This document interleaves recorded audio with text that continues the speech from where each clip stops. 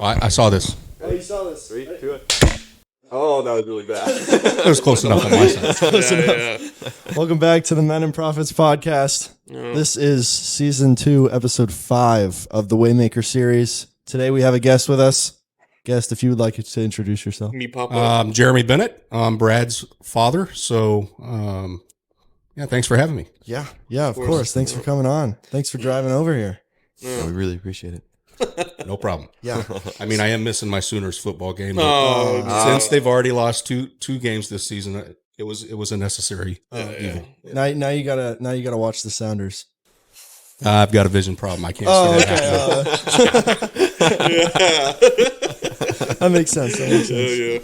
All right. The first question is, can you briefly introduce yourself and your background in religion or related fields? Okay, so I am 48 years old. There was a deer that just ran by. I saw that. Steven. Squirrel. Yeah. 48 years old. Did 28 years in the military, the Navy. Grew up in a small place down in Oklahoma. Not a whole lot to our family name, I guess, starting out. Single parent. Grew up without a dad. So that was a little bit... led me down the path of where I needed to be. Some people succumb to their surroundings and some people thrive from it. I tried my hardest to thrive from it. So growing up, Southern Baptist down there, they really pull out all the stops to try to get you in a church. So I was a kid at that age, wanting to get out of the house, find something productive to do, and hey, we'll give you the free goldfish, or here's balloons and candy and whatever else. So that started my journey out pretty early on. But as I got a little bit older, then started to go into different churches. Everything was ours is the one true religion. And that didn't sit right with me. So I walked my own path there for a while, bouncing back and forth. And then through that time, you become a young man and leave and cleave. No. So struck out on my own path. I was signed up for the Navy before I was 18. And that in itself, being a young sailor, you walk some dark alleyways. Yeah. Put it lightly. Yeah. So there's a lot of self-growth, self-reflection, and really grasping at straws to put your foot on the best cobblestone forward, down your path. So, that's me, in the past. And, as you grow older and you start to have a wife, have kids, have bills, stresses and everything else, you really have to find something to lean on. Yeah. Look at me. And, God's word is definitely something worth leaning on because it gives you a good, I guess, structure to follow. Yeah. Mm-hmm. For sure. So obviously this episode is going to be like a Thanksgiving special, but we're going to get more of that in a second. But as we're filming this, as you said, you served in the military. It is Veterans Day. It is. I think we want to. Wasn't yesterday Veterans Day? No, it's kind of okay. like Yesterday was observed, so everybody gets a 3-day weekend. Yes. Gotcha. Yeah. Gotcha. So today's the real one. Yeah. So thank you for your service. yeah, I appreciate it. Thank you for your all the service, parades Jeremy. and stuff. Yeah, as a group, I think we'd all like to say thank you. 'Cause, I appreciate it. Thank you. with your guys' things that you And do. thanks to all the other vets out there. Yeah, For sure. Awesome. Yeah. Yeah. Met one yesterday. Yeah. Did you? Yeah. Nice. At the house. He was a construction worker. That's the reason that we can do stuff like this. So we really appreciate it. I was gonna ask how many years and what branch, but you already said that. So what was your favorite thing about the military then? I think my favorite thing about the military was, first of all, structure. Yeah. Like I said, growing up Needed the that way when I you did, leave. I really longed for it, so to speak. I didn't have a good father figure, discipline, that kind of stuff. So that was one thing that I really enjoyed. And the absolute best is the camaraderie. Yeah. I think it definitely saved you. Oh, definitely. Yeah. Just the environment that you were in. The sure. fellowship that you get, and the camaraderie. Having somebody to crack jokes with, and really make light of tough situations. Yeah. Helps you get through pretty much anything. I mean, you got to make everyone your brother, right? When you're that close to. Essentially. And so now there are females on submarines, but when I was on submarines, the whole time I was on submarines, never had any females on my sub. So Yeah. Made my wife quite happy, Yeah. but it definitely was a headache that we didn't have to deal with. I mean, not to say that dealing with women are headaches, but I do keep aspirin in my pocket. No, it's different. You have to take a different approach and be a lot more thoughtful in just your day to day. I mean, just your communications. Yeah. You know, That's true. in my opinion. Yeah. It's fair. Yeah. No, for sure. So we'll go back to a couple of questions. Are there any particular biblical passage or stories that you think have had a significant impact on your life? Quite a few, actually. And if you pull up the book that I brought you right in the very front, there was a lesson about passivity.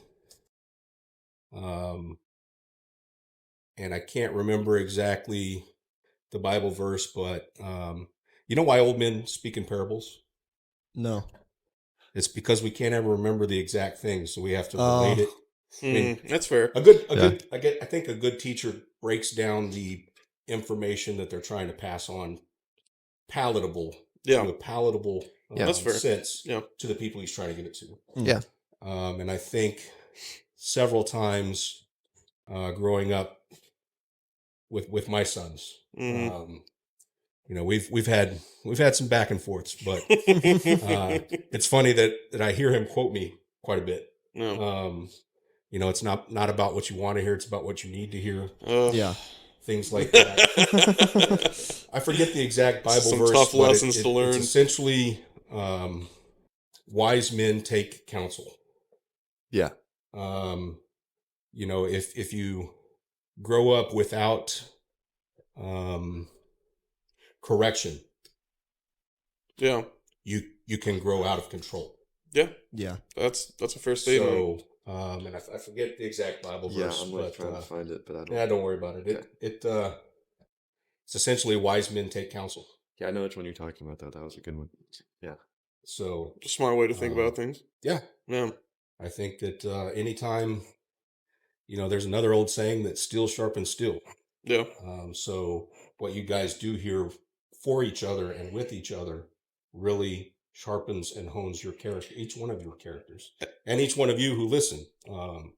It really feeds upon itself to help all of you grow in a manner that will continue to. I think going back to your idea about having wise men having counsel, I think another part of the having counsel is that a lot of people will seek advice from people and they know they're going to say what they want to hear. It's the people that say stuff that they don't want to hear that they don't normally listen to, but having like the entire like rounded scope of either hearing stuff that you don't want to hear and versus what you want to hear will give you a better idea of what is the situation. Because a lot of times, like, the stuff that you don't want to hear is normally kind of what you need to hear. And a lot of people will tune those voices out because it's just not what they want to hear. We call those ask holes. Yes, that's fair. Because they ask what they should be doing, and then they pay no attention to what you say. Yeah. And I mean, that's why I think it was Rylan who had Accountability Buddy. Mm-hmm. Yeah. He mentioned that, and I absolutely loved it in the podcast. Because when we withdraw from, you know, the normal people, excuse me, normally we feel bad when we're going to do something bad. We know it's bad. Yeah. So that's why we don't want to be around that group of friends. That's fair. Or, you know, and it's all done in shadows. So bringing light to it and just helps you live on that path you should be on. Yeah. Gives you that integrity that, you know. Yeah. I'll do They're scheming on me. They're teaming up. This one says for Jeremy. It does say It's for- marked. Oh, for Jeremy. Yeah. For this generation, Do you think technology makes it better or worse to learn the word of the Bible and to create brotherhood and everything around that? That's a very loaded question, first of all. Mm-hmm. And I would say I would be comfortable arguing from either one of the debate podiums, so to speak, Yeah. because you could literally go back and forth. We'll give us some pros and cons. Well, I guess if you let me, Sorry, my bad. talking, that's okay. I think I feel bad for y'all's generation. I really do, and it's not a knock on you all. Technology in itself has put in so much information and everything else at your fingertips. Yeah. Like you don't have to go work for it. You don't have to. And part of the lesson is the journey. It's not the destination. It's the journey. So with technology these days, so many dating apps, so many pop-up windows, so much just content coming at you left and right, that you guys are literally overwhelmed by everything. Yeah. So being that that's the case, some people are able to navigate through it, and some people aren't. And I think that is leading to a lot of the depression issues with the culture nowadays. Yeah. Everybody's turning to something to escape. Yeah. And just like technology, people are out there to exploit that and take advantage of it. I mean, you can look at drug usage, whether it's prescription or not. Mm. Now you've got, pills laced with fentanyl. Yeah. The crime is out of control. People have no self-control. And I think that those kinds of people are unable to navigate their way through the technology. Because I think technology is a good thing when it's used for good things. Yeah. Yeah. But power corrupts, and absolute power corrupts absolutely. Yeah. Mm-hmm. So I think that technology is just a tool. It's going to either enhance what you're already going to go do, or it's going to prevent you from going to go do it. It's up to the individual. So Yeah. your generation, I think, started out just overwhelmed with everything. You guys had to essentially run before you crawled. Yeah. Because it comes so fast. And part of the journey that a lot of previous generations, because of the lack of technology, we had to go out and go find friends. We had to go out and learn about stuff. We had to, and not only did we get the benefit of the lesson, but we got The benefit of journey as going. well. Yeah. Because you learned it yourself. Absolutely. Well, not even Instead just of that, but like your fingers instead of learning having, you had to put the legwork into getting information and not just it's right there. Absolutely. And instant gratification. Oh yeah, that's huge. Feels good because we've been taught that it is good. Yeah. Yeah. So, in my opinion, I think that technology has hindered you guys quite a bit. Mm-hmm. All of us, actually. Yeah. I feel like technology it acts as an amplifier, and so like you said, either it could be used for good or it could be used for bad, but either way, it amplifies either or.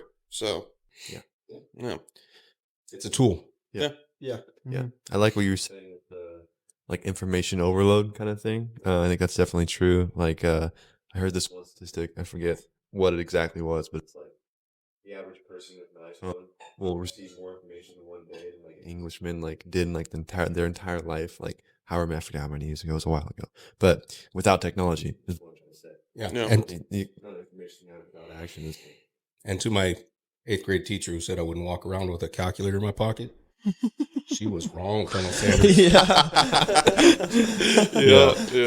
But yeah, I mean, I think that's I don't need no PEMDAS. I think that's one of the reasons that we want to do this, that I wanted to do this the series that we're doing, this Waymaker series, following life of Jesus and finding our way around that. And I think that's the best way to do it, is to that's kind of why we're in this. But yeah, I know you're right. That definitely is like a kind of a loaded question, but it's more of like a, what do you think is good about this and what do you think is bad? It's just kind of the way the question's put. But yeah. I mean, Yeah. Do you have any question you want to give your dad, or should we? It's your opportunity. It's your opportunity. Well, I mean, so a good portion of the reason why we do this podcast is to, like, spread information for guys, because it's not really out there.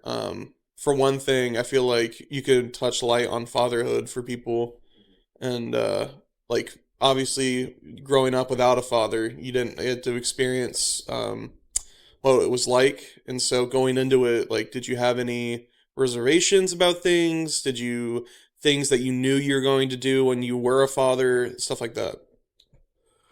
Thank you for that question. It's also pretty loaded. Yeah, of course. So I know that was one of the things growing up that you just knew that was going to be part of your life. I think that in my case, it was something that I had to prove to myself. Almost like I felt a calling. Yeah.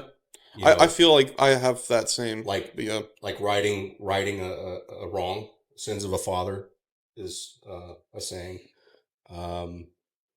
But I think along the way, I just always knew that I was going to be a good husband and a good father, or at least try to do my best. Yeah. I was going to definitely be better than my dad was, one way or the other. So I think originally we talked about having 5 kids. I would have That's a lot, I would have had to sir. retire from the Navy and join the Marines afterwards, Oh, yeah. just to pay for it all. Yep. So I'm glad we stopped at 2. Yeah. But Yeah, now, me too. But now we have 6 dogs. Yeah, I know. So go figure. She found a way to work it in. Yeah, I know. Just a little later in It life. evens out. Yeah. So I guess going through it, I mean, basically tying it back to what this season is, the Waymaker. Mm. I think in one way, shape, or form, we're all Waymakers. Yep. Mm. He made us in His image. Mm-hmm. He sent us out to be disciples, to live as He did. We try our best. We all fall short, but Yeah. Of course. But we're all Waymakers. So when you go out from your home that you grew up in, out of the nest, so to speak, and you have to find your own way. And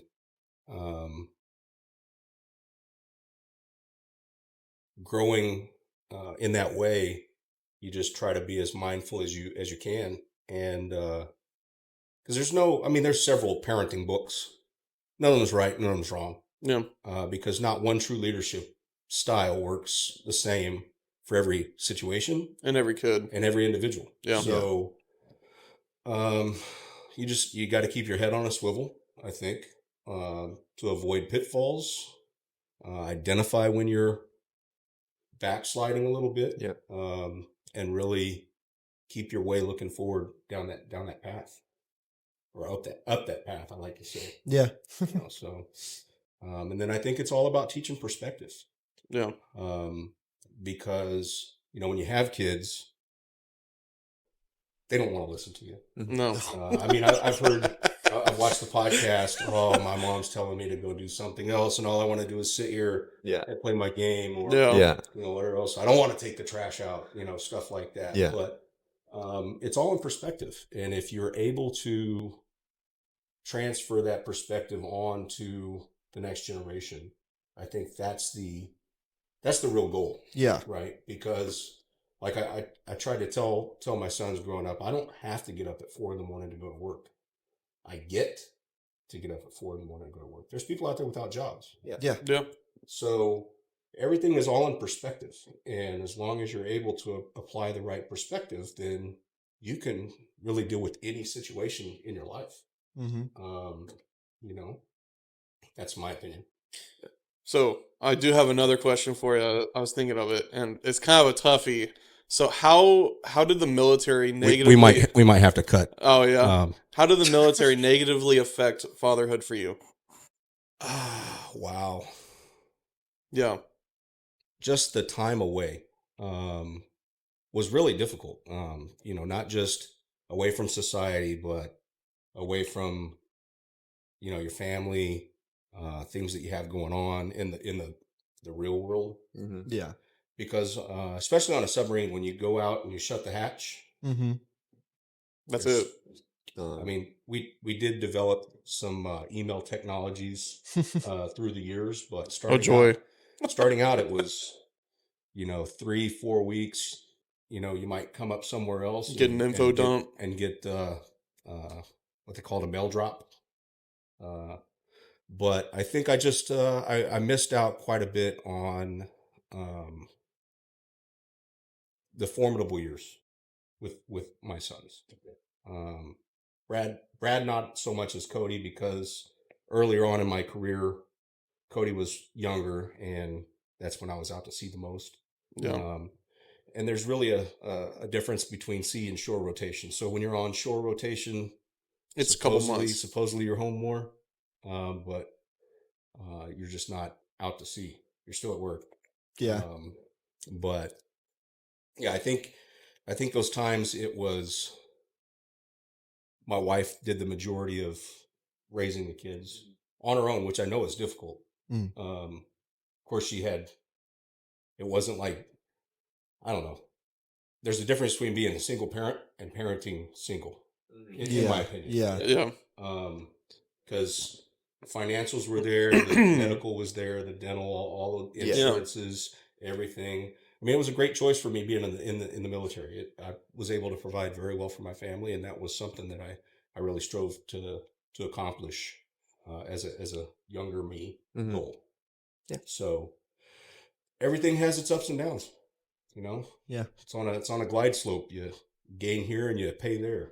Yeah. I think one of the things growing up with that situation, the way that both me and Cody handled it was entirely different, where he would end up, because it was not a fun situation to be in at times, and I feel like he let his anger lash out at everyone, versus I had the same thing, but I was able to recognize what you were doing for us, and so I'd kind of just sit with it, because I'm like, I'm not going to give it to him, because he certainly doesn't deserve it. You got mad at me too. Oh, times. I know, but that was on different. It was about different subjects. But it's a lot easier as you mature.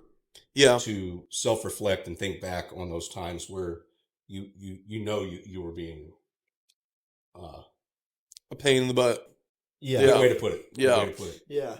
And as you reflect, you can say, I understand now. No. And it's like, once you're able to carry the weight of your own water, you realize what your parents went through to do that for you. Yeah.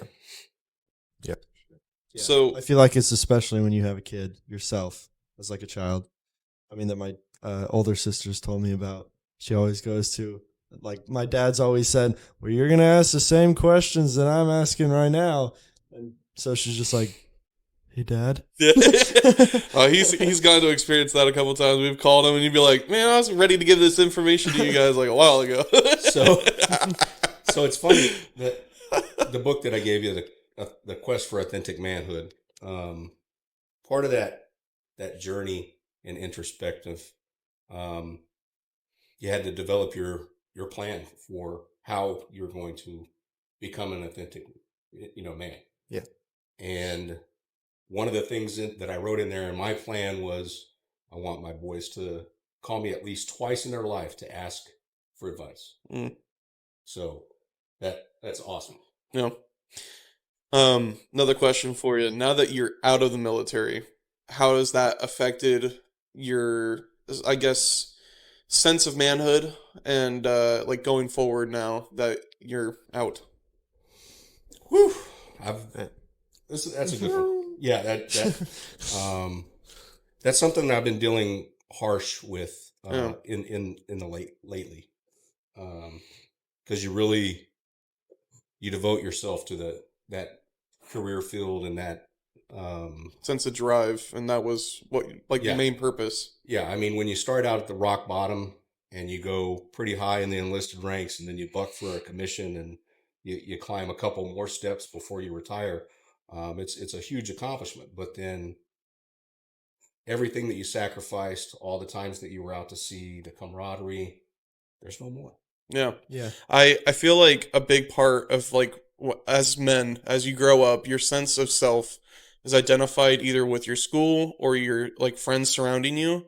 And as you grow up and get into like adult years, that your sense of self becomes your work. And so now that it's gone, So you do go through a kind of an identity crisis, yeah, so to speak, because now you're in a vacuum. yeah, So you can either, like what we talked about with technology, you can either navigate through it, um, or you can succumb to it. And I think that right now I'm flailing a little bit, but get the water wings on. yeah, it's all about finding that next purpose to really devote yourself to, and have that reason to get out of bed, have that reason to leave the house. So it's just about finding another purpose.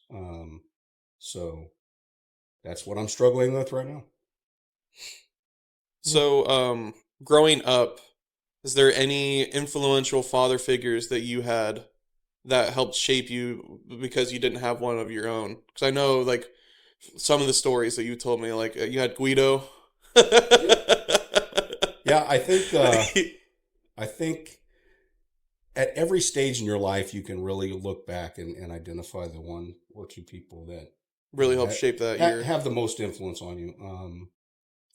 I bounced around from living with my mom and siblings to aunts and uncles to friends. I lived with friends for quite a while growing up, and one of those friends, his dad was named Guido. Yeah. Tall man, scary man. Yeah. Ate that stinky cheese. Yeah, Limburger cheese. Who eats Limburger cheese? Really, Guido cheese. Yeah. What? But I learned from him how to make hash. It's one of my absolute best breakfast dishes that I make. Can attest. Yes. Pizza omelets, because we had pizza nights on Friday, and there would be leftover pizza, and he would chop it up and make pizza omelets. Someone that doesn't surprise me with a man named Guido. Yeah, right. So, him, obviously. Yeah. I mean, the biggest one is, Yeah. God. But then I floundered quite a bit, and sometimes you have to, really row your own boat until you can hitch onto something. And when I met my wife, her father-in-law, or adopted father, Yeah. he adopted her growing up. I met that man, and whew, Yeah. my life changed. He's a lot. First of all, he's a personality. Well, And then another thing, too, is like having to accept him in that father role must have been weird. so Steve, if you're watching, thank you very much. You've given me something to aspire to, and I appreciate it. Absolutely. And I'm sure those people who have dealt with me or had interactions with me have benefited from it. So thank you. Awesome. Very cool. Sweet. And you could have asked all these questions earlier. I thought we were doing that. Yeah. Well, I guess we can go into our topic now. Our topic for I don't even know if we said it yet. Worship, celebration, and fellowship. Well, I mean, this one's just so we'll start with worship, celebration, and fellowship. What do you want? That's what we'll pray. Jeremy, you want to pray for us? Oh, absolutely. Awesome. Absolutely. Okay. Dear Lord, thank you for this time and opportunity to get together and share some great fellowship, sharpening each other's characters along the path, dealing with the Waymaker series and how we can each become a great Waymaker. Thank you for all the veterans out there in this special Veterans Day episode, in my opinion. And just let us hear your words and speak through the Spirit and reach some people out there watching and just really grow from the experience. In Jesus' name. Amen. Amen. Sweet. Okay. So, worship, celebration, fellowship, they all have a common ground in the context of religious or spiritual communities. And I kind of found 5 different ways that they kind of, collide with each other. The first one being community bonding, and then expression of faith, joyful commemoration, mutual support, and learning and growth. So we should start with worship, and one of the verses that matches with worship is Psalm 95:6, which says, "Come, Let us bow down and worship. Let us kneel before the Lord, our Maker. Yeah, pretty self-explanatory. Yeah. So let's let's get into the first little thing of worship. So heartfelt devotion. So we think that true worship involves like a sincere devotion to God, obviously. Jesus emphasized this in John 4:23-24, saying, "Yet a time is coming, and has come now, when the true worshipers will worship the Father in the Spirit and in truth. They are the kind of worshipers the Father seeks." I think that, like, in general, I kind of struggle a little bit with, like, when I think of worship, I think of singing, like in church or something like that. Well, wherever you pray, there I am. Yeah. So it doesn't have to be church. Yeah. He's here with us right now. Yeah. Yeah. Yeah. And this is a form of worship and celebration. Yeah. That's just like where my kind of heart went to, though, when I heard that. Mm. And like, obviously there's other parts, but I know that, like, personally, me, like, I struggle with singing in church. So I'm like, oh shit, I don't want to look like an idiot, and I don't want to, like, sing, so I don't have a great voice, and and then, like, but it says here, heartfelt devotion, like, just truly giving yourself to God, and then, and in that, not worrying about what you might think, Having other people reservations think, about- or yeah. Because everyone whatever. else in the church is probably thinking the same thing. Yeah. They're like, dang, I don't want to sing that loud because Yeah. people can hear me. Yeah. So I think there's definitely an important thing behind just truly. That was one of the things too, growing up, like going to church with my parents. It was like, can we like go 30 minutes later so I could just hear the sermon and not have to sing? Yeah. Yeah, for sure. Nope, because that's part of the journey. Oh, yeah. Thanks. Yeah. Next one? And I think through all this, I mean, it strikes me at that point that, it's not about the destination, it's about the journey, but just totally lost my train of thought just now. I was talking about like wanting to skip going to singing and then just go straight to the sermon, if that helps. Nope. No, it's gone. I think the next one might kind of go over what I think you were going to say, or maybe like an idea. You want to read the second one? Spirit and truth? Yeah. Worship is not just about external rituals, but also about spiritual authenticity. Jesus encourages worship that in spirit and truth, emphasizing a genuine connection with God. It's basically the same thing, doing worship, doing communion, doing fellowship. It just all points to God. Yeah. So you're saying he should be present in all facets of your life? Is that what you're saying? Because you should celebrate. Yeah. I mean, He's there in your hard times. Yeah. I think that one in particular is hard for most people when they experience like true animosity. They don't turn to God because they feel like either God let them down or like he just isn't there. Like, why would he let this happen? Now, thanks for bringing back my train of thought. No, you're good. No, that really hits it off, because when you pray for patience, do you think that he gives it to you, or he gives you more opportunities to practice it and gain patience? Yeah. And that could The be second said, one. and that could be said for anything you ask him for. Mm-hmm. He's sending you on that path to get to that destination, but you have to learn And through grow. the way that this is the path. Mm-hmm. Yeah, exactly. Yeah. The third one is prayer and praise. The Bible encourages believers to engage in prayer and praise as an essential part of worship. Philippians 4:6-7 says, or I guess doesn't say, but it encourages believers to present their requests to God with thanksgiving. Yeah, always having a thankful heart is definitely, because we do have a lot to be very, very thankful for. Just like, I mean, we see just not only with where we live and all the things that we have opportunity to, but just we see, people who don't have all the things that we have, or don't have, whatever things that we might deem as nice, and they still are thankful and grateful because they have God and they have an eternal loving Father, right? So that's always just something. There's always something to be thankful for. Yeah. I think this past year I've gained a different perspective on having a thankful heart. Mm-hmm. Where like I've found myself like I'll be driving in the car and just be like, man, like that's so cool that this is going on for me. Mm-hmm. Like if you have that perspective, it gains a different level of appreciation, and most people will look towards the negatives in their life. Yeah. And it'll like starts to drag them down. But if you look towards positivities, you're like, there's a lot going for me right now. Yeah. That's very hard, I guess as a veteran, and I think most military people out there, because the squeaky wheel gets the grease always. Yeah. If things are going right and well, they don't require your attention. Yeah. It's the things that are going bad that require your attention. So that's Yeah. where a lot of I guess military in my Always looking path for and something to experience. solve. Yeah, you're always focused on the negative, because that's the thing that needs to be addressed.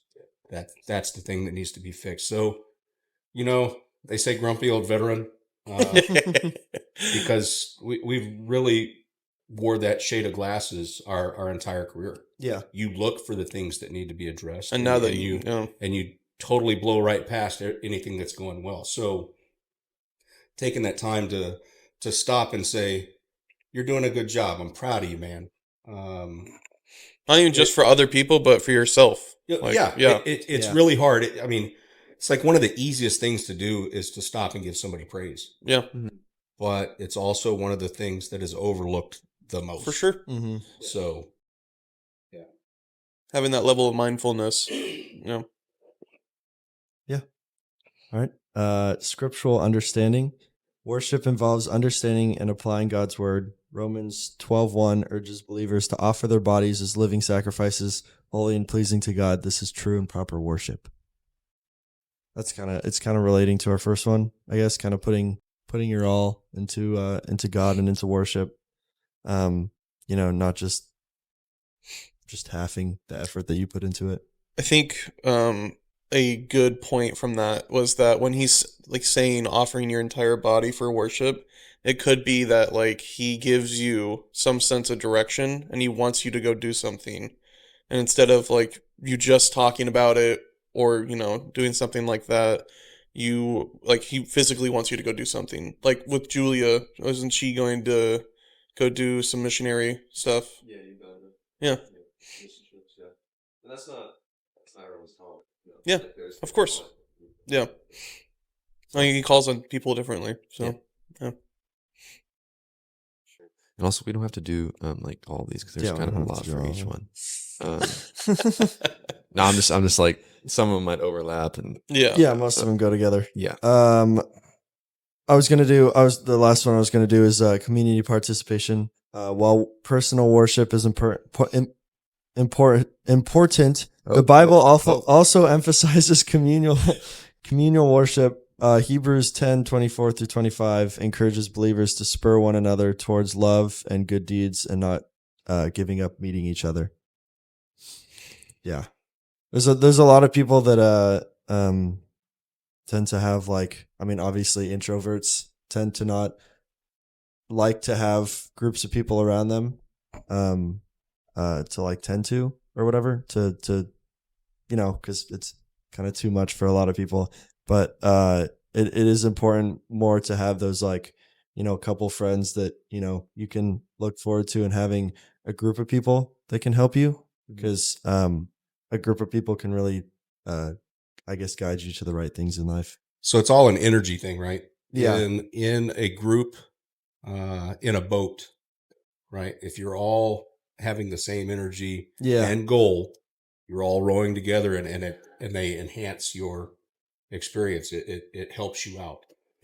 If you're in a boat with many different people paddling in different directions, it's total chaos, right? Mm-hmm. And nobody really, I don't think, enjoys that sense of just chaos, panic. Yeah. So it's important to number one, know where you're going, because if you don't know where you're going, any road will get you there. So in order to know whether you turn left or right, is pretty important growing up, and surrounding yourself with those same like-minded people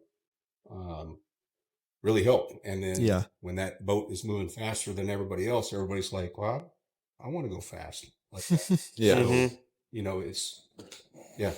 I think you had a good point where you were talking about how you want to surround yourself with people that are like-minded. I think that the way that you surround yourself with people, you end up either picking up personality traits from people or just generalized like how people are. So it really is a big thing to be hanging around the right crowd.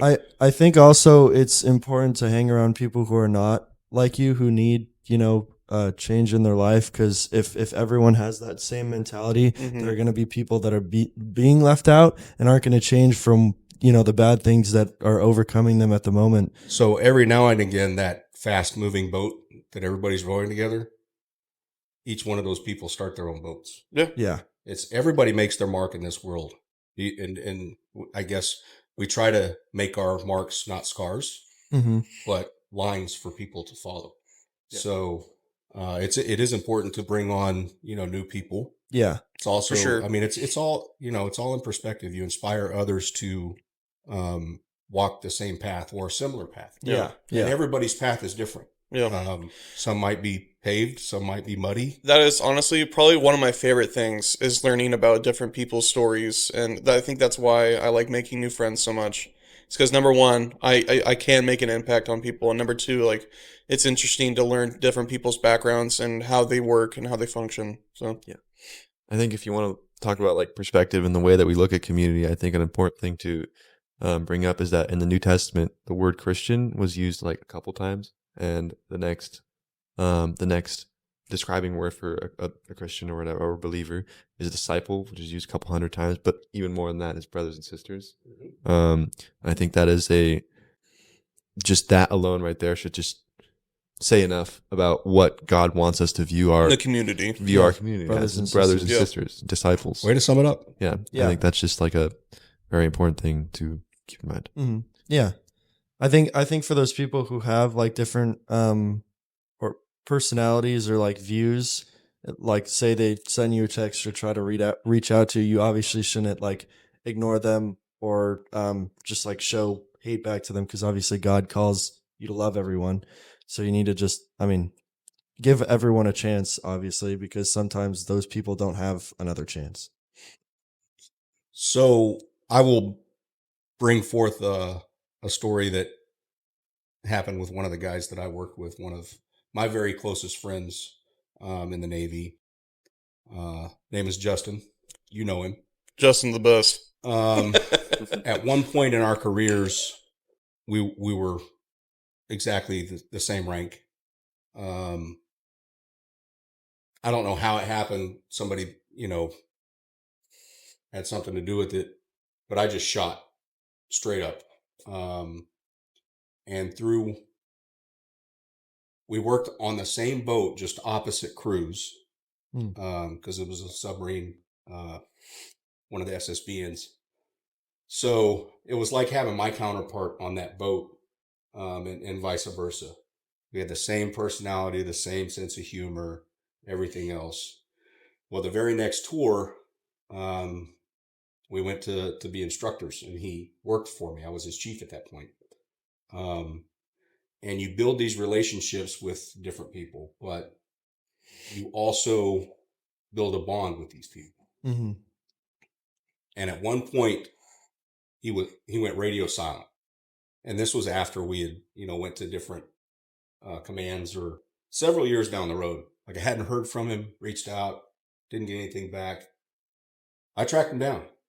I was not living on base anymore. I drove. I knew where his, base housing was. Showed up out of the blue, and he wasn't doing well. And he was withdrawing. And being that sense of a family and community, identifying those things, but then doing something about it. Just me showing up on his doorstep. That was a big thing. He looked at me in my face, and he was just like, dang. You got me. You got me. And I was like, hell yeah, I got you. Come here. Yeah. So it just picked him up, from where he was off, helped him dust himself off. And he knew he was withdrawing. Yeah. Yeah. He wasn't in a good place. He didn't want anybody to know. He didn't want anybody to see. But it's at those points where we need Someone those to come brothers shine a light. Yeah, Yeah. exactly. and those disciples and those people in our lives to really step up and not only see something, say something, but see something and do something about it. Mhm. Yeah. Yeah. God put people in your lives for a reason. Yeah. Yeah. For sure. It's good. Nice. Yeah. Should we move on to celebration? Yeah, I have a couple. Celebration. All right. Celebration. I'll read the first verse and you read the second one. Oh, yeah. Okay. Celebration. So 2 verses. Psalms 100, 1 through 2 say, "Shout for joy to the Lord, all the earth. Worship the Lord with gladness. Come before him with joyful songs." And then Psalm 118:24, "The Lord has done it this very day. Let us rejoice today and be glad." Very basic, simple verses. Yeah. And when we go into celebration, there's a whole bunch of different reasons that we get to celebrate. But I think one thing to keep in mind as we go through it is that one thing that I've been learning about recently, or that I've been hearing in this podcast that I listen to, it's really interesting to think about. And it's talking about how God is the most joyful being in the entire universe and all of existence, right?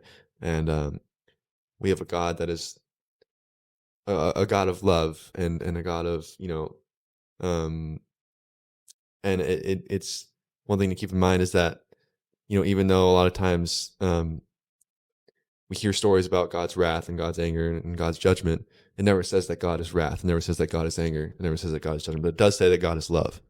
And I think those are all byproducts of that. But I think that's just one thing to keep in mind as we kind of go into this celebration, is that God is a very joyful God. And he also lives in the sadness and the whatever. But Well, I mean, there's also tough love. yeah, definitely. Yeah. And that's where And that's He has to deliver it with a heavy heart. yeah. Yeah. Well, not just that, but yeah, it definitely, again, it goes back to, it's not what you want to hear. Yeah. Here's what you need to hear. Mm-hmm. And that's love in itself. Being able To to give tough advice. not only, but hold somebody accountable or, really help them out. Yeah. Saying something to somebody when they need to hear it. That's love. Yeah. Because otherwise, if you didn't love them, you just avoid the whole situation. It's true. I think our first topic is Thanksgiving celebration.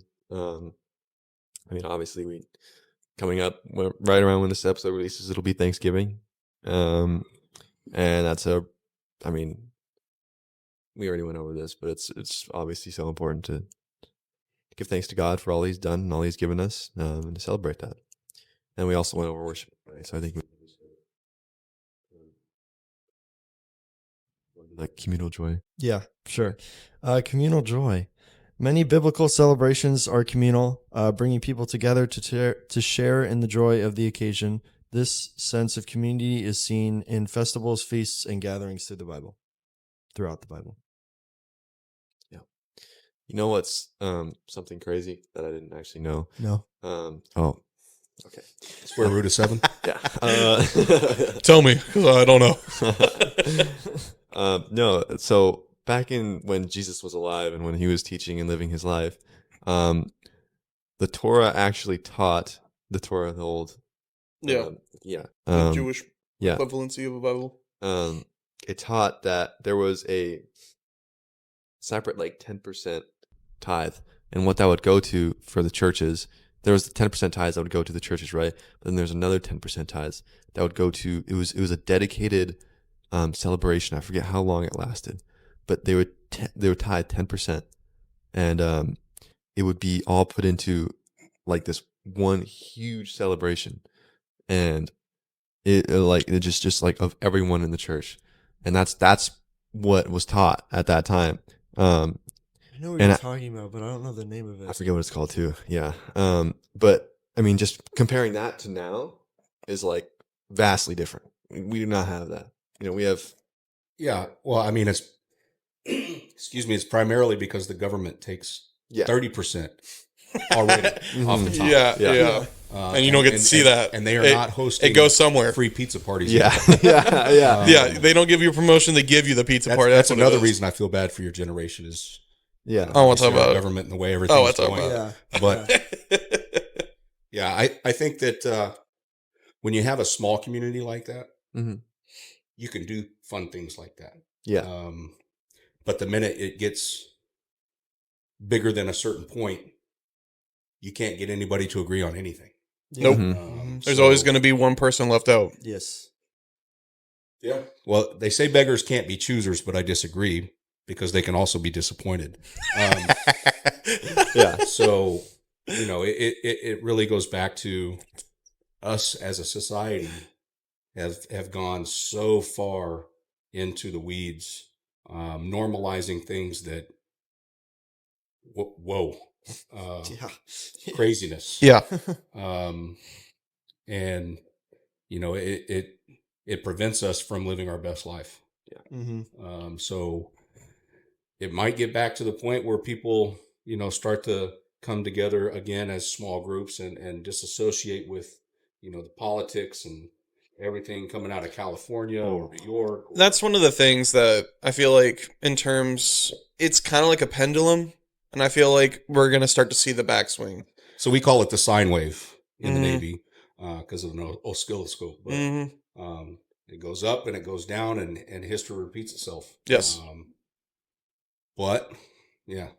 What we were just talking about with small groups and pendulum swinging, I think that when Jesus was alive and when he was teaching, the church was based around a table and a meal and community with a small group. And it has slowly shifted. And it really picked up in the past years with technology. We got more of that in touch base. The pulpit is now the focus of the church, which isn't a bad thing, obviously. But I think that's just something to bring up as you guys were talking about swinging and how things are changing. It's a good topic because I feel like once you get more people than is feasible, right? And I think that this is encroached over into the business world. You used to have companies that had 5 people who did 5 different things very well, and the company succeeded. Yeah. Then you hire 5 more people to work under those people because you're trying to grow. And then those 5 people hire 5 more people. Now you've got about 33% of those people don't really add value. Yeah. Yeah. Okay. So, prime example, I went to the Dodge dealership the other day. I saw 7 people sitting there. 1 person was working. I can't stand that. It goes back to kind of what you were saying. If you have a small group and you're all focused on the right things, that boat is going to go fast. Yeah. Yeah. You bring on people, Tight ship. Things aren't as important to them. It just really, you get a lot of waste along with the process. Yeah. So those things that you used to be able to do with 30 people, now you've got 100. And the reason it's such filled with chaos is 30 different people are going in 30 different directions. And it's not what the 30 people originally were traveling down the road to. Yeah. I have a pretty good example of that. So it's in terms of movies. So Spider-Man No Way Home had at least 1,500 people that worked on the special effects for the movie. And I mean, it was obviously a pretty good movie, but Everything Everywhere All at Once had 9 people. I love that just movie. 9 people. Yeah. And it's got the most awards than any other movie that's ever been released. Which I mean, it just shows how much work could. I mean, and it took them 2 years, I believe. No, I think it took them a year to do the special effects on the movie. So there's jokes about this, right? It's like, how many men does it take to screw in a light bulb? Yeah. 1 to change the light bulb, 2 to hold the ladder, 3 to sit there and supervise. Yep. Yeah. Right.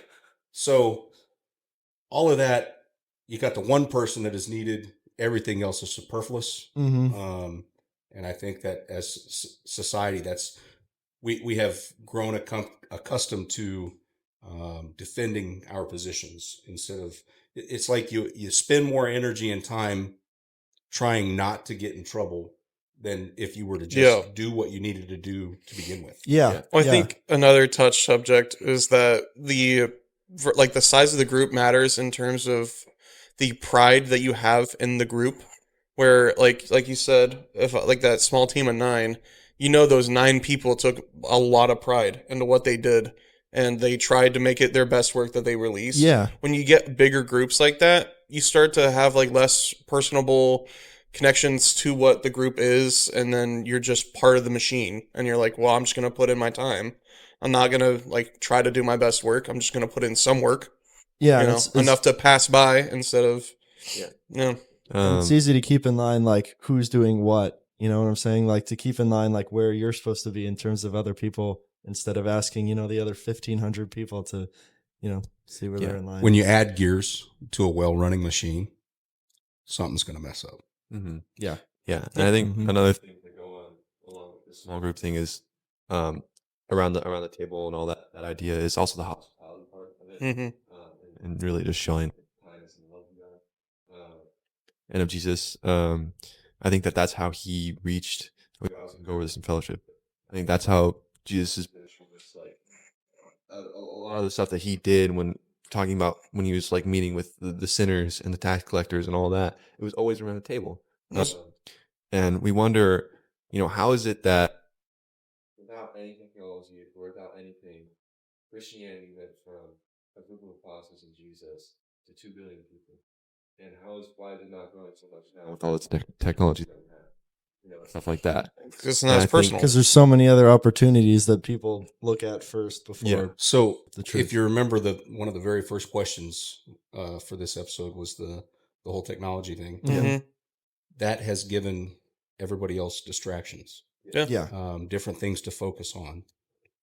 When we didn't have an iPad or an iPhone or computers to play games on, we spent time together as a community. We spent time together around the table playing board games, card That's what I'm games. talking about. And with those interactions comes the conversations, comes the familiarness with different people in the community, and that has really, I guess, driven society away from meaningful interactions. I think pivoting on the idea of technology, Christianity is not one of those subjects that is an instant gratification type thing.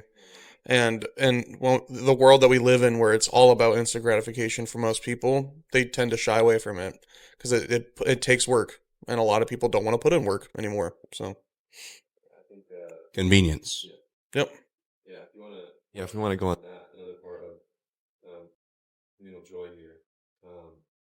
Another thing I'm listening to is that joy is more of a discipline than it is like anything else. And I say that because obviously you can't control the culture, but you can't control what you think about.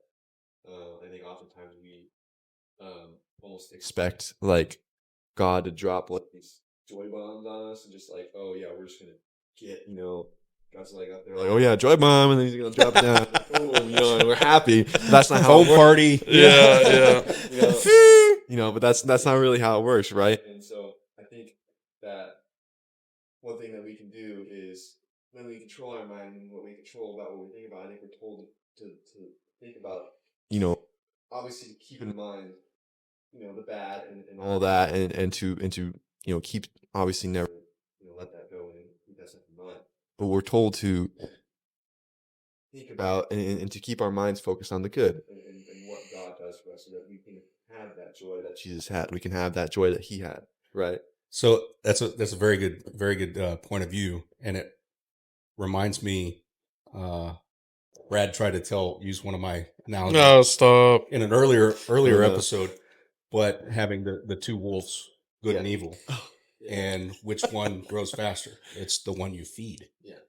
So if you're focused on, joyfulness and happiness, you'll tend to find yourself. That's why I think it's mindfulness. That's why I think it's discipline more than anything else, because it's you're choosing to focus on that, and instead of just having it drop on you. Yeah, you're becoming a more joyful person, what Jesus would want you to be, because you're showing who He is and what He's like. Like Salt Bay. No, stop. No. Oh. Oh no. Sprinkle it on. Yeah. I mean, I feel like that's one of the things that like I have focused on in most parts of my life is just being joyful. I tend to try to be that driving force for most people. Yeah. And then when you notice that other people around you are being joyful, it's a lot easier to be in the same boat. Yeah. You've definitely grown into it. Yeah. 'Cause- There's for a minute there. I know. There was a way to think of it is there's I don't know if you've seen the show A Good Place or The Good Place, Yeah. but Mhm. yeah, at the end of it, what they go on to the good place finally, and it's I guess known as heaven in the show, and I guess in that episode, like everything in that life, if they want this, they can get it. If they want whatever, they can get it. And eventually, if you're in a world like that, like a heaven like that, which isn't what actually, heaven actually is, you eventually get numb to the fact that you have everything that has made you happy. So nothing else can make you happy anymore. And so that's why God doesn't give you everything instantly, He give you that instant gratification. He gives you instead love and time for you to. So I think the real gift in that is that once you get to the place where you have a want for nothing, Mm-hmm. that's a better mindset and a better place for than I want this and I can get it now. I want this and I can get it now. I think one of the things that when you finally like get something that you've been aspiring to do or something like that is the reflection of how you got there and the sense of accomplishment. Like I did this to get here, to do this to finally get to that. So sometimes it's not about the mileage, it's about the terrain. Yeah. And calm waters never made a good sailor. Mhm. So Yeah. those interactions that you have in life kind of make you who you are. And it's great that you guys have found each other to, bump elbows and really sharpen each other's character and keep yourself moving in the direction that God calls us to move in. Yeah. For sure. Yeah, for sure. Oh, double for sure. I do want to ask one more thing about like celebration stuff like that. Mm. And it is so. Why do you guys think that? Why do you guys think that in the past in the Bible we see in the early church like all these like celebrations like what I was talking about with the 10% or with like the just all the other different things like like Lent or like Passover and all this.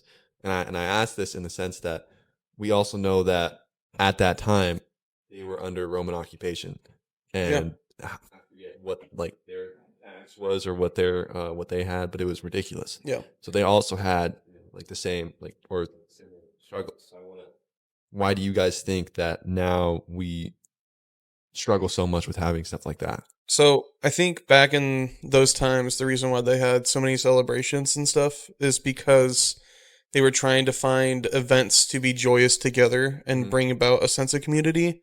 And I think nowadays, I don't know, I just feel like we've lost that luster that people back then had. And I feel like with technology, most people feel like that's a good enough sense of community for them where it's really detached. I feel like because of that detachment, we don't have nearly the sense of community that we used to have. Yeah, it's easier to turn on your phone and join a call than drive somewhere and like physically talk to someone. So I have a different take on it. And Yeah. I think that, in my opinion, they didn't have a lot to celebrate back then. Yeah. Right. So, Yeah. So they're looking for reasons to keep everybody together because they knew that something was going to change eventually. Mhm. Right. So keeping everybody on a positive mindset, giving everybody a reset button for the, week or month of stuff that they just went through. Yeah. Really bolstered them back up and able to continue to march on. Yeah. If you're very hungry and you eat the most, decadent meal that you can find, and it's very delicious, right? No, it tastes the same as something Eat it every hour on the hour, and you're going to grow sick of it. Yeah. It loses its luster, and us as a society celebrate everything. I think that's Mhm. it. and it takes the meaningfulness out of Away from it. Yeah. Yeah. That's a fair point. That is, yeah. Yeah. It's a different way to look at it. Yeah. I like that. And we're still adding on more random holidays. Oh, Other absolutely. countries make fun of us for it. Yeah. Yeah. That's It's ridiculous. Like, what is Columbus Day? Yeah. Well, it's important to some holidays. I think, especially like today, Veterans Day. I think that's something to Yeah. celebrate. Yeah, Yeah. for Yeah. sure. And it's To give it doesn't have remembrance be- of it doesn't have to be celebrated as a date. Yeah. I think we should appreciate our veterans and military members every day. Mhm. Yeah. Yeah. And I think that it takes away from the specialness when you, number one, add too many holidays. Mm-hmm. Number two, pick a date to celebrate one group of Yeah. person. And I Yeah, think, because then it feels like that group is just isolated to that day. or I think also giving more days to certain people. Mm. Well, again, in my opinion, if you have to differentiate one group or one group of people out of everybody else, I mean, everybody should be celebrated. Yeah. Everybody should be, appreciated different, in different ways, but in the same way. Yeah. So when you have to segregate different people, you kind of take away the specialness of, because you exclude everybody else. Yeah. Yes. Yeah. Yeah. Yeah, I like that. I like the way. Thank you for that. That was good. Should we move on to fellowship? Sure. Yeah. Sure. Okay. Sweet.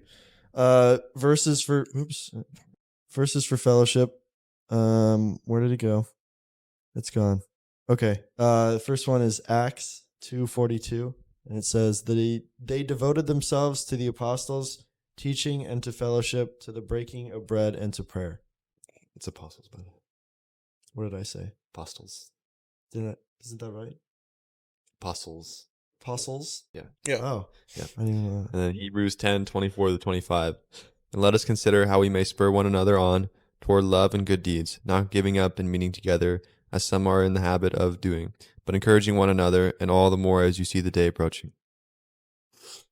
I think that second verse was super. So I think a good point on that, and we touched base on this in a previous episodes, is that the group that you surround yourself in is huge.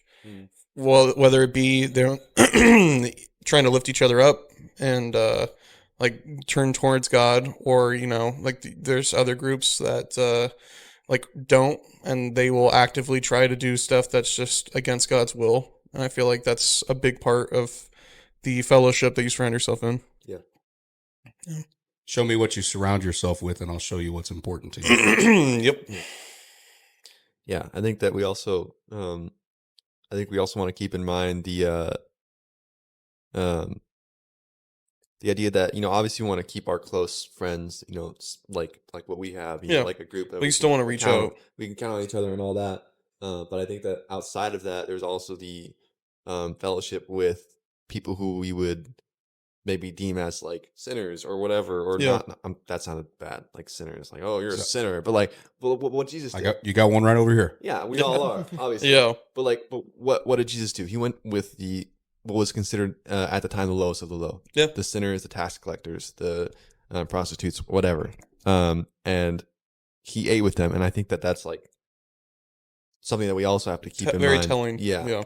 So that just took me back to what I was saying earlier about focusing on the negative things that need to be addressed by, blowing right past everything that's going well, Yeah. because that's what Jesus did. Yeah. Yeah. He went to those people Yeah. who needed him. Yeah. And told those people who essentially didn't need him at that point to follow me. Yeah. Yeah. And setting an example for them to address problems like that. Hashtag Waymaker. Oh my Yeah. Woo! goodness. He said the thing. High five. Yeah. No, yeah, and like, and I'm not saying that in the sense like, we're not sinners. We obviously are all equally fall short of the glory of God and all that. There's just some people that need that fellowship more than Yeah, others. sometimes, everyone's in different walks of life, and and I don't know what would be considered like this is going to be a hard question, but if Jesus were alive today, who would be the taxpayer? Who would be the tax collector? Who would be the He needs to who, sit who, them who would be down. the sinner? Who would be who you'd be talk? Who's the lowest of the low in our society? And, you know, what do you think of like for me, like mean- one thing that I heard was like, you know, what's a really really low that we see? Satanists? Huh? Satanists? Maybe Would that? maybe like an ISIS terrorist. Maybe like That would be a Pedophile. hard one to sit down. Pedophile, yeah. That's yeah. a good I mean, So like I think if you group them all into people who know the difference between good and evil and Mhm. still choose to do evil, Yeah. I don't think, because I think that there's some of those sprinkled in everywhere. So yeah.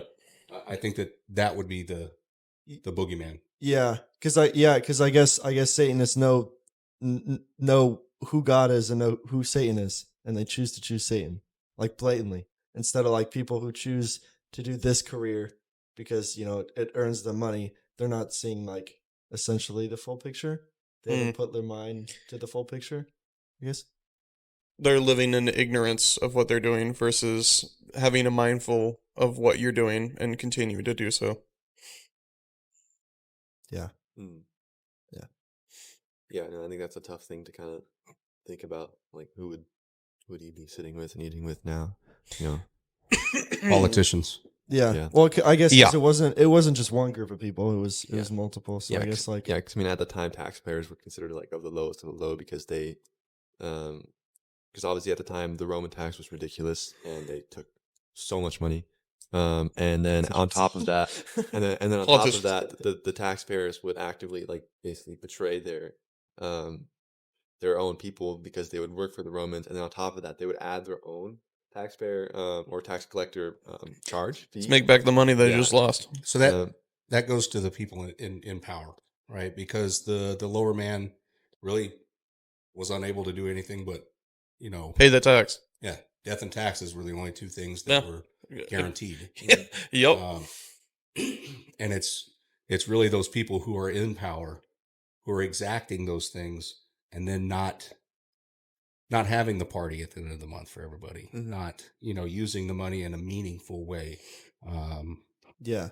wasting Employee time pizzas. and energy and resources, because, you know, when the story where God gave each member, you know, seeds or money to go multiply, or you did nothing with it. You know, Yeah. our government is doing nothing with it. Yeah. Yeah. So those people in charge, They're doing something with it, just not for us. well, yeah. Yeah. But is it beneficial? Like, if you tax a group Mm. and then they don't see the benefit of what you're supposedly taxing them for, Yeah. you know, It's hard to, Yeah. for sure. It's our not post. that I'm anti-government. Yeah. Just a little bit irritated right now. Yeah. Yeah. No, that's fair. So I'll take my money. Use my money for good. Yeah. No, definitely. That's definitely something to. I don't know. I thought that was a cool question. So Mhm. Yeah, it was. Yeah. It's a hard one because you don't again. obviously, we can 'cause never know every- what Jesus would actually do, but Yeah, you know. exactly. Yeah. And everyone considers like I guess the lowest of the low as something different. That's fair. One thing in fellowship is unity in Christ. Fellowship is grounded in the shared belief in Jesus Christ. Philippians 2:1-2 emphasizes unity. Therefore, if you have any encouragement from being united with Christ, if any comfort from his life, and any common sharing in the Spirit, if any tenderness and compassion, then make my joy complete by being like-minded, having the same love, being one in spirit and of one mind. That's a good verse. Mm-hmm.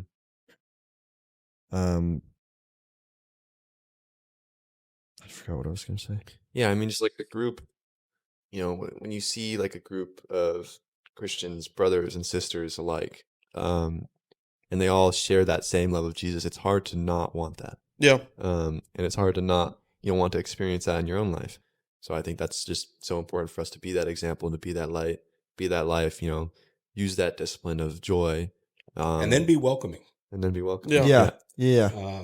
It's all too often I've seen it where, people try to join and you got within the group, you got a group, Yeah. Yep. Mhm. and Clicks. nobody else is getting Yeah. it. Yeah. Yeah.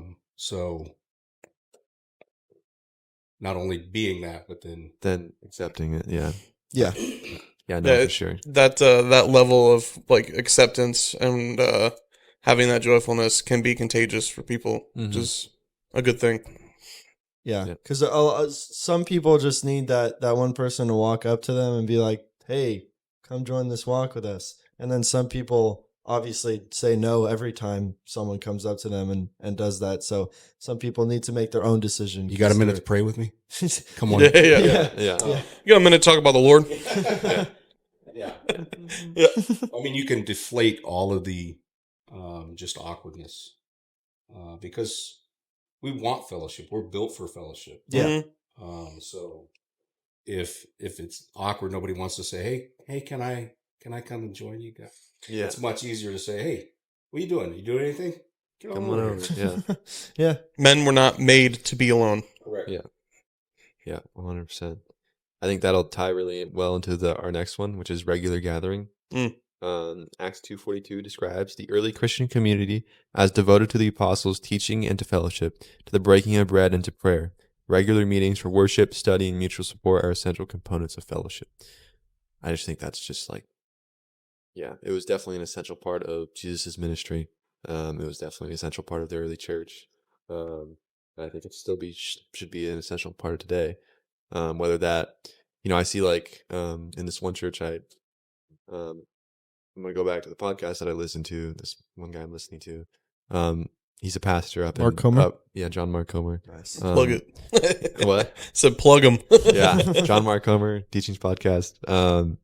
But he's a pastor up in a church in Portland called Bridgetown, and what they do is they have Bridgetown community groups where they basically just like they help organize small groups from like 10 to 15 people about that are all close together, and they all have like meeting nights that they all together organize in their own personal groups to meet together for a night out of the week that they can all show up, and they have dinner, and they talk, and they talk about what was taught on Sunday and how they can practice that, and that whole thing. I think that's just one idea for. So, how many of you were part of a youth group growing up? Oh, Barely. growing up? No, I wasn't. Well, Barely. okay, Oh. so that quest for authentic manhood Mhm. journey that I went through at the church, when we broke down into smaller groups, a lot of those smaller groups, kind of like youth group, we have a life group. And that same group of guys that I broke down into small groups, we continued to meet at different houses, probably for a year and a half. Yeah, that's what Rylan's church does big in is youth and life groups especially. So taking the minute out of your day, more than a minute, but you know what I'm saying, Yeah. to add this into Your repertoire. your life. It's almost like a checkup. Yeah. Yeah, for sure. So I think that it's important that I found it very cool that, you'll have Brad in an episode, and then you'll have Rylan here, and then a couple of other different folks, Stone. Mhm. Yeah. Yeah. Yeah.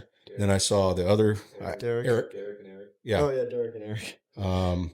It's cool that you are able to have those other people to come in when not everybody else can. Yeah. I mean it's pretty much Ben It's- and I it's- and it's- then whoever else says Yes. yes. It's an open invitation all the time. Yeah. So Yeah. Yeah, we for met. sure. Very, very cool. We're not gonna say no to Yeah. anyone. Yeah. Um, What time is it right now? it's 12. Don't be the longest one yet. Sounds right. No. All right. So I feel special. yeah, It's gonna be the longest one so far, I think. Yeah. Well, hour and a half, I think is the longest one. yeah, hour and a half. An hour and 45 minutes. There was one? This one will probably go to like Oh. 2. Almost, yeah. So one thing I wanted to bring up was that one of Jesus' greatest commands was to love your neighbor as yourself, and to love your neighbors. And I think at the time in that stage of the early church, and when Jesus was around, they had a strong sense of community around their actual physical neighbors and the people close to them. And they would have fellowship and all that.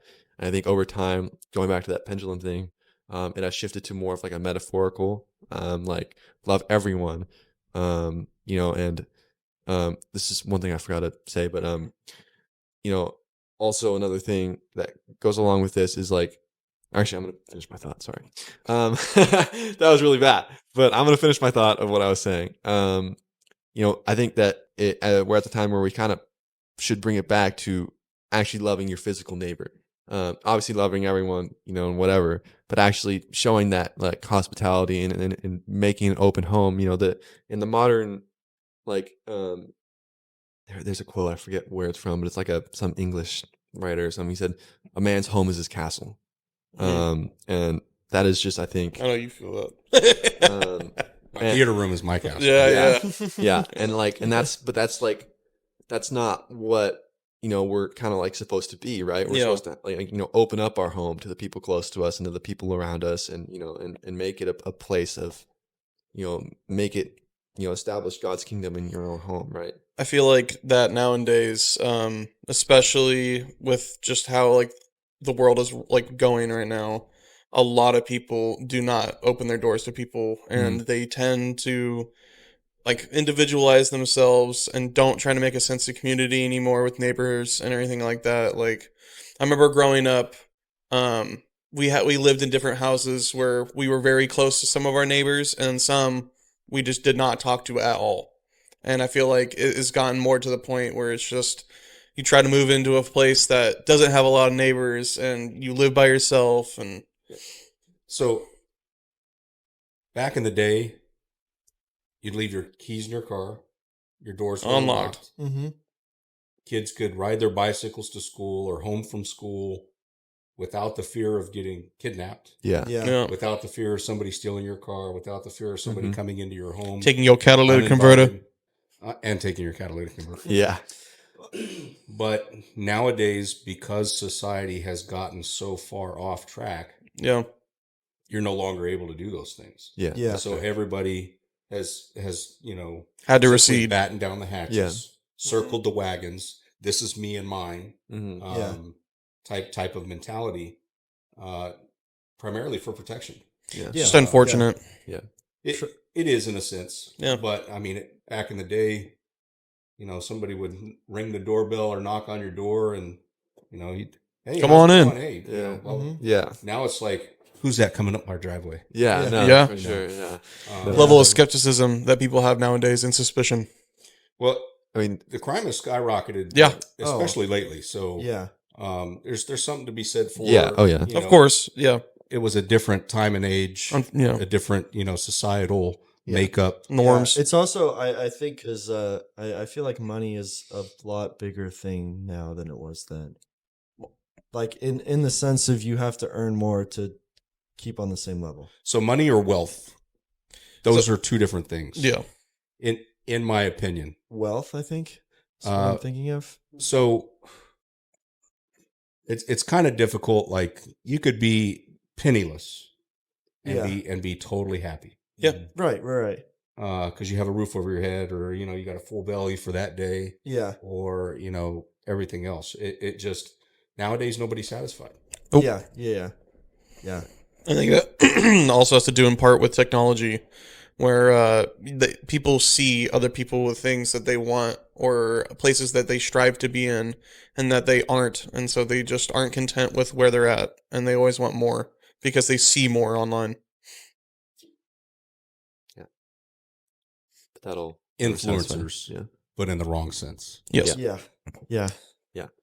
I think what I was just like kind of going for, like, I moved my mic away. I think just what I was going for in general is like, oftentimes we get super obsessed with like something like what we're doing right now. I'm not saying what we're doing is bad, obviously, but like, you know, let's try and reach as many people as we can, you know, blah, blah, blah, blah. Let's do this, you know, but like we have these people close to us that need us just as much, you know, and that, and obviously there's the, you know, like new problems that we have to face, and there's new, not new, and there's nothing new under the sun, but, you know, in different ways, you know, and so I think with what you're talking about, if you look past your problems so other people can see you focus on fixing other problems. Mm-hmm.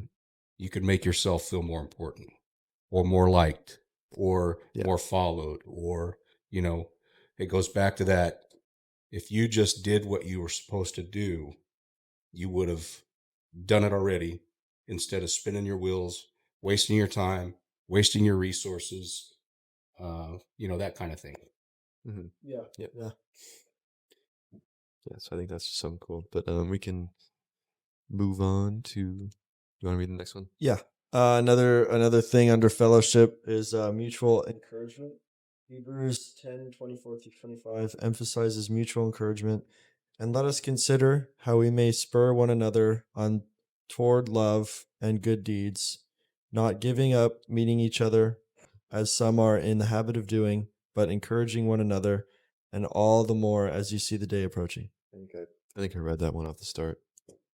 That's a very good one, because a lot of people are way too competitive in life, Mm-hmm. and you will step on somebody else's shoulders to get a bigger piece of the pie, or,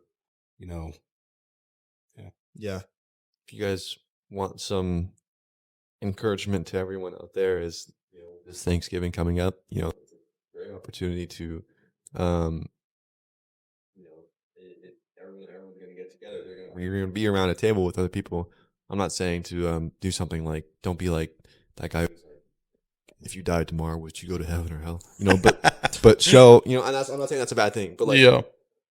show that hospitality, show that kindness, show that we all have opportunities. So there's an encouragement for everyone this coming holidays. Something to keep in mind. Yeah. I just want to throw that out there. I think one of the mindsets that I try to find myself in, that I think it was towards either the end of high school is when I tried to start having it, was just anytime I interact with people, I always try to make it in my mind that it could be the last time I've seen them, so that you try to make it as positive as you can to leave that lasting impact. Or just as you live in different relationships with people, whether it be friendships or with like love interests, just try to do your best in the scenario that you can, instead of just leaving things either because of emotions, like in bad spots or anything like that. Like, I always try to keep myself in check with that. Yeah. So it's a humble goal, yeah. Yeah. It's definitely very good. because tomorrow's not promised. Yes. Exactly. So do you really need to worry about, Exactly. X problem, Yeah. or, Yeah. 'Cause that was the thing for me when I was a kid. I was very self-centered, and you don't say. yeah. But I don't know. It's just like little things would set me off, and like as I grew older, I was like, why am I really letting this get to me this bad? And it just didn't make sense to me. And then also, like, no one wants to be around that, so you learn to, okay, well, kind of got to change some things if people don't want to hang around me, obviously. Yeah. So As in the special words of Master Oogway. Oh no. Yesterday is history, tomorrow is a mystery, but today is a gift. stop. That is why it is called the present. Yeah. here, Goober. So that's why the windshield of your car is so big and your rearview mirror is so small. Yeah. So you don't focus on the past. Yeah. You're always looking forward. Yeah. There you go. Yeah. Master Skadoosh. Yeah. Master Ugrade. But yeah, no, we see that in Jesus' teaching, why worry about tomorrow? Tomorrow's enough worries of its own, it's all related. So yeah, mutual encouragement, keeping each other going, encouraging each other, in our own groups, to always choose the right path and not the path that might be, pleasurable or fun at the time. Always just keeping your head up and Yeah. James 5:16 says, confess your sins to each other and pray for each other so that you may be healed. So that's a hard one, because most people do not have that sense of vulnerability and letting people know their What you did their wrong. wrongdoings or shortcomings. Yeah. They tend to want people to be painted them in a good light versus, But even if you don't, he yeah, already knows. yeah, yeah, yeah. So Yeah. for sure. Next one, sharing resources. That's definitely something that I feel like isn't done that much. Acts 4:32-35 describes the early Christians as having everything in common and being generous toward one another. Sharing resources, both material and spiritual, is a form of. I mean, we can go back to, like how now it's like it might be harder to do that because we have a lot more of what you're talking about: crime, thief, robbery, all that kind of stuff. But I definitely just don't see this that often. I don't think, in terms of generosity, it's not even just material wise people are giving less, but it's even with like spiritual wise people are also giving less. Yeah. Like there's less kindness going around in the world than there used to be. Yeah. Well, I think that you can look at this from a different perspective as well, because when you have a shared goal or a shared task, it puts everybody involved on the same footing. Yeah. Essentially, and you'll find some of that inside of some of the military units that are out there, submarine, so to speak, because if you're all subject to the same thing, There's a you're sense all of sharing the brotherhood. load. Yeah. You're all sharing the resources, whether that be time, uh, different resources that are necessary for the job. So if everybody's focused on the common goal, everybody is on the same ground and everybody is sharing in that experience to move everybody forward. That's fair. Yeah. And we don't have a lot of that these days. One guy might work at Microsoft, and one guy might work, at the local city council, or some guy might work at Starbucks. What do they have in common? They all have to get up and go to work in the morning. That's about it. Yeah. So, they'll probably all drink coffee too, but Not me. yeah. Yeah, we don't have common goals anymore. And when we don't have common goals or commonality, different resources mean either everything or nothing to you. Yeah. Mm-hmm. So, but when, back in the day, they were all in the same situation. They all had to come together. They all had to, help a brother out. Yeah. Yeah. And you don't have that much of that these days. Yeah. And where can we find that? Where can we find that common goal? What do you guys think? I think, like, for me at least, there's like one answer that's pretty obvious. I mean, church. Yeah, I mean, furthering the kingdom of God. Yeah, and that, but like more in like how am I trying to put this? I don't know. I kind of lost my. Yeah, I kind of sorry. It's a little bit of a for me. Brain fart. I don't know. Oh. Yeah, let's move I kind of covered that one. Accountability. Galatians 6:1-2 speaks about restoring those who fall into sin gently and bearing one another's burdens. Fellowship includes a sense of accountability and care for each other's spiritual well-being. Yeah, we kind of went over this, like just like encouraging other people. Yeah. And just holding us accountable. And seeking people out when they withdraw. Yeah. That was definitely a good one. Well, yeah, it's also important to just have accountability for someone, not just accountability over yourself, because you can only give yourself so much. Yeah. I feel like it's a lot easier to let yourself slip than it is to let others. Yeah. Because you can rationalize in your own mind, I don't need to do this. So that's why teamwork makes the dream work, so to speak, because you have people counting on you. Mm-hmm. You have that external stimulus to make you get You can let yourself down, but it's hard to let others. Absolutely. Yeah. Absolutely. And we need, society as a whole would be a whole lot better off if we had that kind of camaraderie and community. Yeah. Totally. That is true. I think, we can, if you guys have anything else on that, because I think we kind of went over that a lot already. Yeah. But the last one I think is really good. This is the last thing for the last topic, so we're almost done. Humility. Philippians 2:3-4 encourages believers to do nothing out of selfish ambition or vain conceit. Is that what it is? Yeah, conceit. Rather, in humility, value others above yourself, not looking to your own interests, but each of you to the interests of the others. I guess we went over this already too. So that goes back to Jesus washing the feet Yeah. of everybody at the table, and not going for that external justification or can't remember the term that I'm looking for right now. Validation. It's similar. Yeah. So having other people see you is more important than being. Yeah. So Yeah. Like people who online like film when they do graceful stuff to like other people instead of just doing it don't on their let the own left time. hand know what the right hand is doing. Yeah. For sure. And that pretty much covers all of it. Right? Yeah. Did it pretty good. I mean, all this obviously what we were talking about.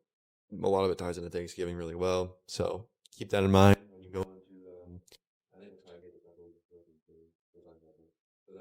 Yeah. Should be uploaded the 19th, which is before. Yeah. Yeah. Friday. Cool. Friday at 1 p.m. Under promise, over deliver. Yeah. Yeah. We always promise every Friday at 1 p.m. No.